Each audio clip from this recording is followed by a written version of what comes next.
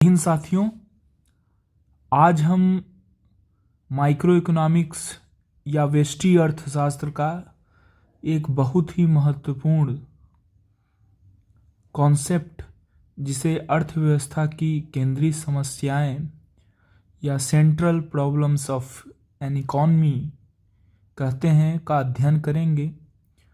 और इस कॉन्सेप्ट को जानने के बाद आप वास्तव में ये जान पाएंगे कि आखिर अर्थशास्त्र का अध्ययन क्यों किया जाता है, आर्थिक समस्याएं क्या हैं और विभिन्न अर्थव्यवस्थाओं के माध्यम से उनका समाधान किस प्रकार किया जाता है।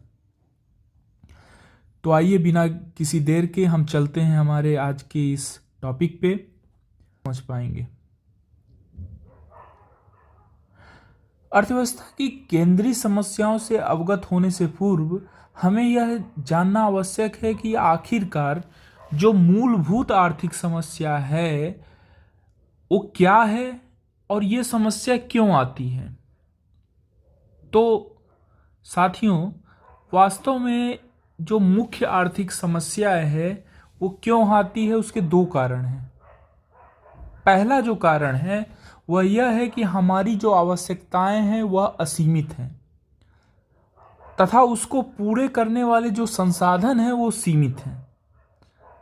No matter how rich you are, आप कितने भी धनवान क्यों ना हो, आपकी आवश्यकताएं हमेशा असीमित रहेंगी।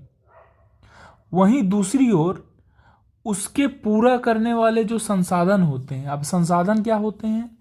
फॉर एग्जाम्पल, एक किसान है और वह अपनी सारी आवश्यकताएं अपने खेती के माध्यम से, जो खेती करता है, जो अनाज का उत्पादन करता है, उसे बेच के जो वह धन प्राप्त करता है, वह उसका संसाधन है। उसी प्रकार एक अध्यापक का संसाधन उसकी मंथली इनकम हो सकती है। तो संसाधन में वो समस्त आय के स्रोत आते हैं जिनसे हम अपनी आवश्यकताएं पूरा करते हैं। तो जो भी संसाधन होगा वह हमेशा ही सीमित होगा और आवश्यकताएं असीमित होती हैं। हर व्यक्ति की आप देखेंगे आवश्यकताएं असीमित रहती हैं। क्यों? क्योंकि जो मनुष्य का ब्रेन होता है, ऐसा कहा जाता है कि वो आवश्यकताओं का बंडल होता है। एक आवश्यकता खत्म नहीं होती कि उसका स्थान दूसरी आवश्यकताएं ले लेती हैं। तो इस प्रकार हमारी आवश्यकताएं असीमित हैं और उन आवश्यकताओं को पूरा करने वाले संसाधन सीमित हैं। ये पहला कारण हो गया। दूसरा कारण, संसाधन सीमित तो हैं ही, लेकिन संसाधनों की एक और विशेषता होती है कि प्रत्येक संसाधन के कुछ वैकल्पिक उपयोग होते हैं, अल्टरनेटिव यूजेस होते हैं। फॉर एग्जाम्पल, भूमि एक संसाधन है, लेकिन आप भूमि के कई सारे वैकल्पिक उपयोग देखेंगे, यानी भूमि को कई तरह से हम प्रयोग कर सकते हैं।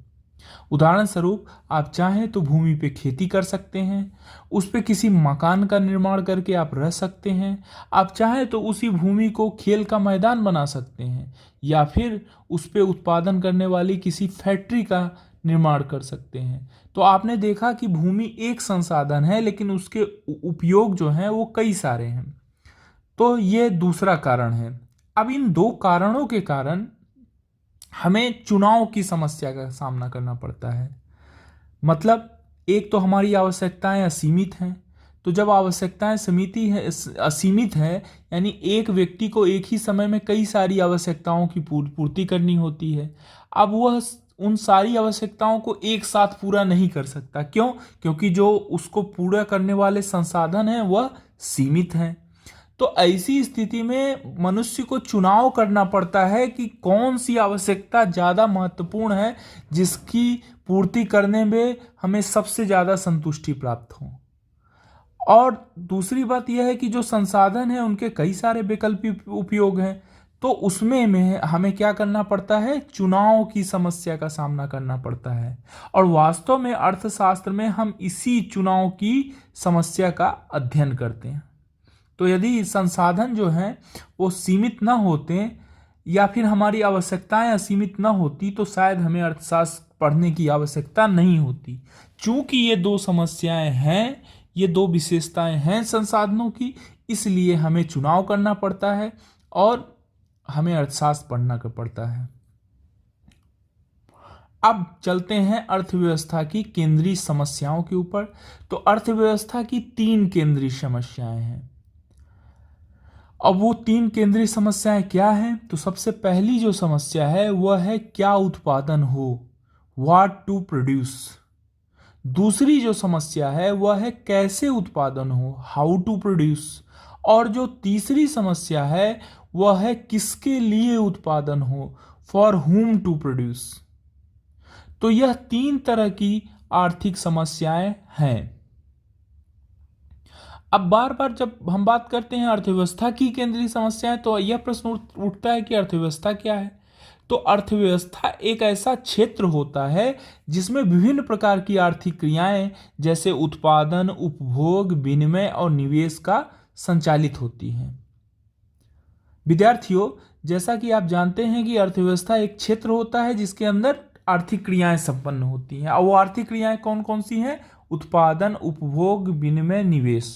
तो यानी कि जिस क्षेत्र के अंदर, जैसे कि मान लीजिए कोई जिला है और उस जिले में जो आर्थिक क्रियाएं ये होंगी उत्पादन, उपभोग, विनिमय और निवेश, तो हम कह सकते हैं कि ये आर्थिक क्रियाएं यदि सिंगरौली जिले के सीमाओं के अंदर होता है तो वो सिंगरौली की अर्थव्यवस्था होगी। इसी तरीके से यदि मध्य प्रदेश की बात की जाए तो पूरे मध्य प्रदेश की बाउंड्री के अंदर जो उत्पादन होगा या उपभोग होगा तो हम कहेंगे कि मध्य प्रदेश की जो है अर्थव्यवस्था है। इसी तरह यदि पूरे देश की सीमा को ले लिया जाए तो वह उस क्षेत्र में यानी पूरे भारत देश की सीमा के अंदर जो आर्थिक क्रियाएं होंगी, और आर्थिक क्रियाएं हमेशा यही होती हैं उत्पादन, उपभोग, विनिमय और निवेश।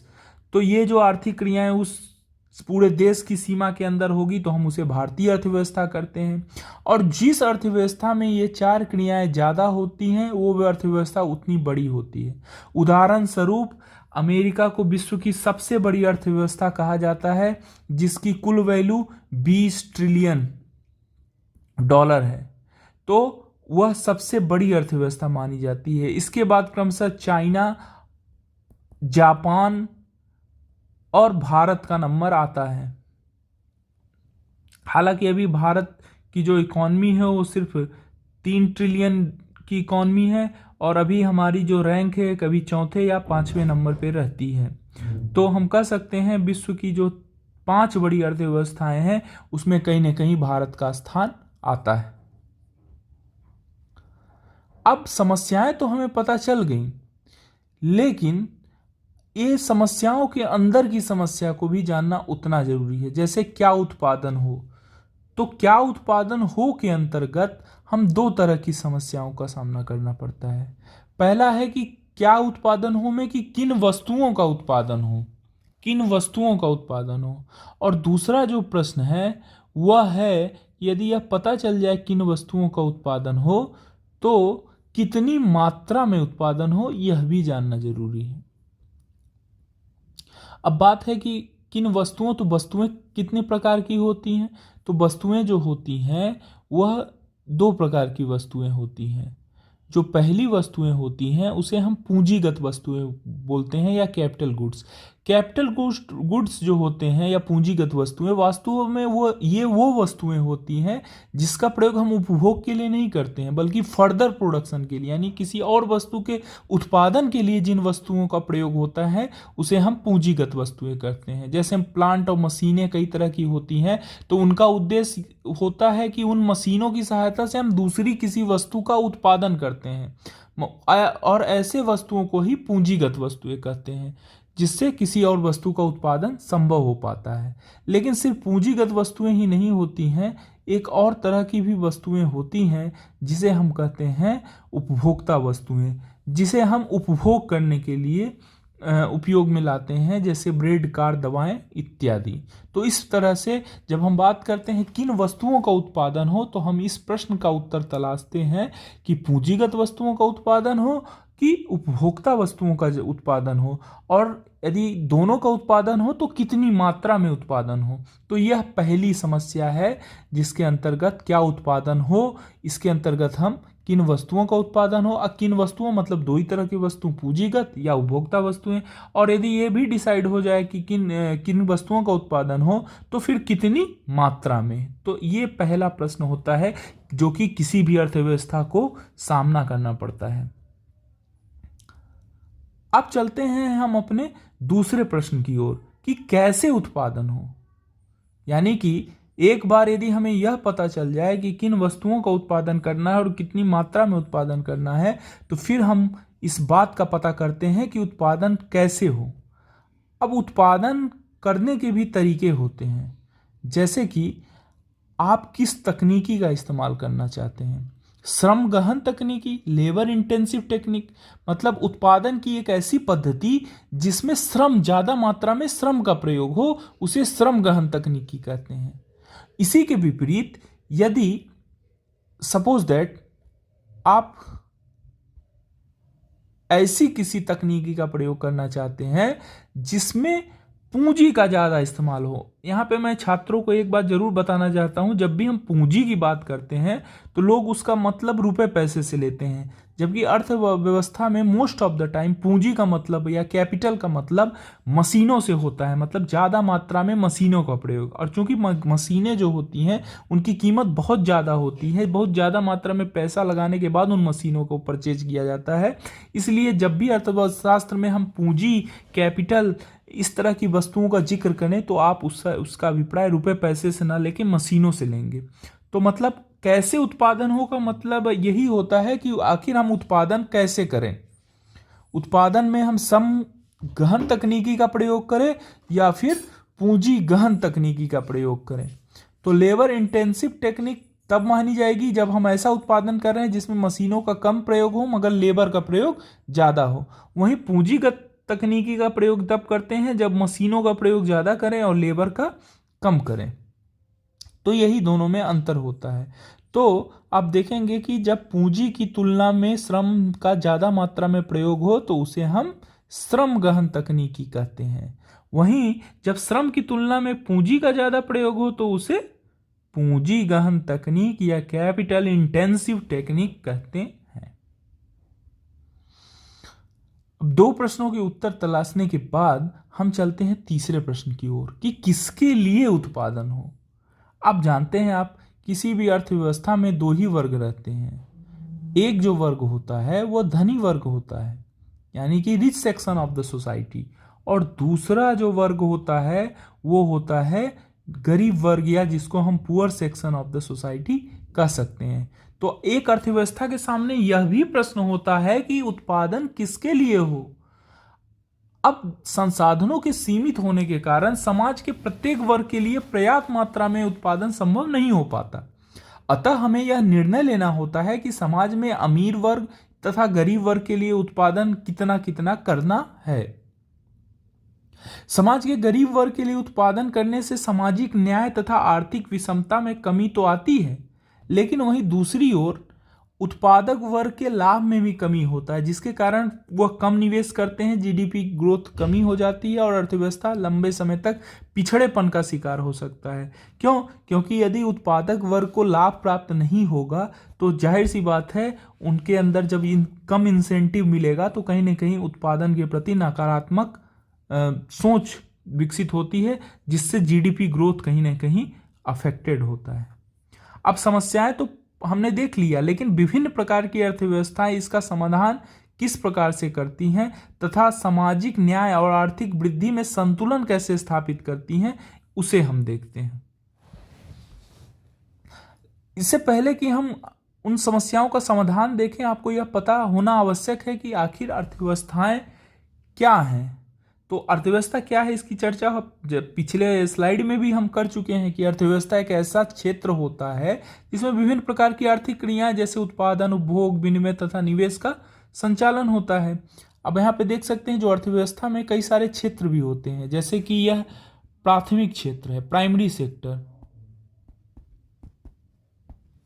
उसी तरीके से अर्थव्यवस्था में द्वितीयक क्षेत्र होता है जिसमें उद्योग होते हैं, इंडस्ट्री होती है, और एक तृतीय क्षेत्र होता है जिसमें सेवा करने वाले, सर्विस सेक्टर भी जिसको बोलते हैं हम लोग, वे आते हैं। इस तरह से एक अर्थव्यवस्था में तीन क्षेत्र होते हैं, इंडस्ट्री, कृषि और सर्विस सेक्टर। इसे प्राइमरी, इसे सेकेंडरी और इसे टर्सरी सेक्टर भी या सर्विस सेक्टर भी बोला जाता है। अब अर्थव्यवस्था मुख्यतः तीन भागों में विभाजित किया जा सकता है। पहली जो अर्थव्यवस्था होती है उसे बोलते हैं पूंजीवादी अर्थव्यवस्था या कैपिटलिस्ट इकॉनमी। दूसरी तरह की अर्थव्यवस्था को हम समाजवादी अर्थव्यवस्था या सोशलिस्ट इकॉनमी कहते हैं, और तीसरी प्रकार की अर्थव्यवस्था को हम मिक्स्ड इकॉनमी या मिश्रित अर्थव्यवस्था कहते हैं। अब बात आती है कि पूंजीवादी अर्थव्यवस्था क्या होती है। पूंजीवादी अर्थव्यवस्था एक ऐसी अर्थव्यवस्था होती है, एक ऐसी खुली अर्थव्यवस्था होती है जिसमें सभी निर्णय बाजार की मांग एवं पूर्ति के पर आधारित होती हैं। मतलब पूंजीवादी अर्थव्यवस्था या कैपिटलिस्ट इकॉनमी एक ऐसी इकॉनमी होती है जिसमें सारा कुछ डिमांड एंड सप्लाई से डिसाइड होगा।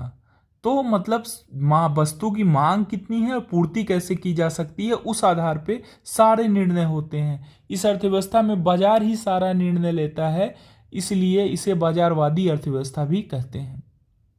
यहाँ पे बाजार से मेरा अभिप्राय मांग एवं पूर्ति द्वारा है।